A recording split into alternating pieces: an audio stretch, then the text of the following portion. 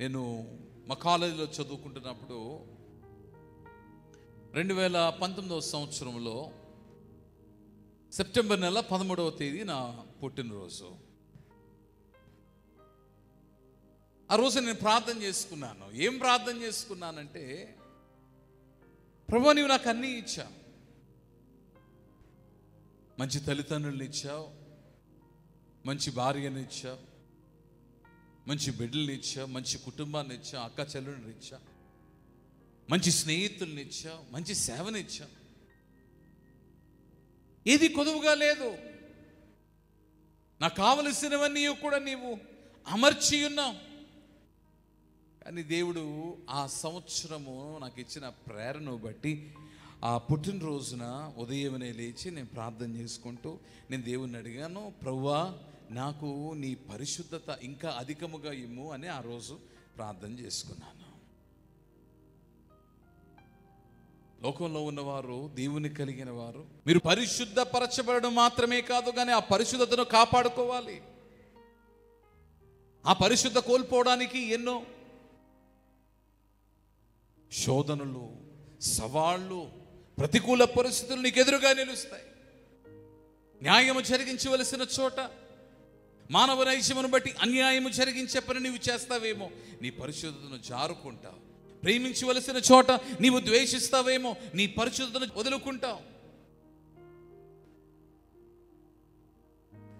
కోపపడకూడని చోట కోపపడతావేమో, నీ పరిశుద్ధతను జారుకుంటావు. మాటలాడకూడని మాటను నీ నోటి నుండి మాట్లాడతావేమో, నీ పరిశుద్ధతను వదులుకుంటావు. ఎవరైనా నాకే పోరాటం లేదండి, పరిశుద్ధతను కాపాడుకోవడానికి నాకే పోరాటం లేదంటే, నాకున్న జ్ఞానాన్ని బట్టి నేను అనుకుంటాను వారు అబద్ధికులు.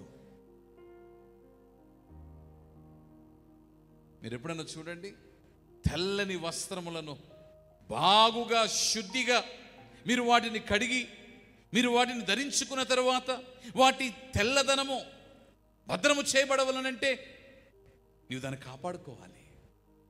ఆ వస్త్రానికి మురికి అంటకుండా జాగరూకత కలిగి నీవు నడుచుకోవాలి. మానవ జీవితము కూడా అంతే, దేవుడిచ్చిన పరిశుద్ధత కూడా అంతే. నిత్యము దైవ సహవాసము, దైవ ధ్యానము, ఆత్మ నింపుదల నీవు కలిగి ఉండాలి.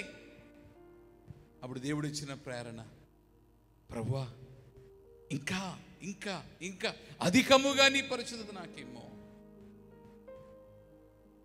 అప్పుడు మా కాలేజ్లో మా చాప్లిన్ పాస్టర్ గారు, ఆయన దగ్గరికి వెళ్ళి,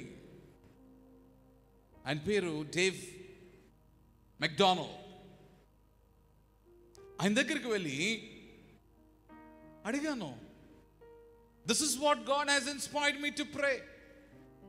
దేవుడు నాకు ఇచ్చిన ప్రేరణ ఏమిటి అంటే, this year make me more holier, మరింత నన్ను నీ పరిశుద్ధతతో నింపు అని నేను అన్నాను. No matter what how better I get, I still see the struggle. రోజు రోజుకి నా ప్రయాణము దేవునితో నేను చేయుచున్న ఈ ప్రయాణము, దేవునితో నేను కలిగి ఉన్న ఈ నడత, ఈ నడవడిక బాగుగా ఉన్నను, మరింతగా పరిశుద్ధపరచబడుచున్నాను. But I still feel this in my heart. అయిన నా హృదయములు ఇంకనూ కూడా ఈ పోరాటం ఉన్నట్టుగా నేను భావిస్తూ ఉన్నాను. ఇంకా నేను ఆశించుచున్న, కోరుచున్న ఆ పరిపూర్ణత, ఆ పరిశుద్ధత పరిపూర్ణముగా నాలో నిండలేదేమో నేను భావిస్తూ ఉన్నాను అన్నప్పుడు ఆయన అన్నారు, you will have this fight until you see Jesus one day. క్రీస్తు యేసును కలుసుకొని వరకు, ఆ మహిమలో క్రీస్తు యేసు వలన పరిపూర్ణతను నీవు సంతరించుకొని వరకు ఈ పోరాటము నీవు కలిగి ఉంటావు. ఈరోజు పరిశుద్ధత కొరకు నీవు పాటుపడాలి. ఆ పరిశుద్ధత కొరకు నీవు ప్రయాసపడాలి. ఆ పరిశుద్ధతను కాపాడుకోవడానికి నీవు పట్టుదలతో నీవు నిలిచి ఉండాలి. సులువని నేను చెప్పడం లేదు, కష్టమే. కానీ దేవుడు ఇష్టపడ్డాడు నీవు పరిశుద్ధునిగా మారవలనని, పరిశుద్ధునిగా ఉండవలనని దేవుడు ఇష్టపడ్డాడు. అందుకని ఈరోజు సంగమా నీవేమై ఉన్నావు అనగా, మీరు పరిశుద్ధులై ఉన్నారు.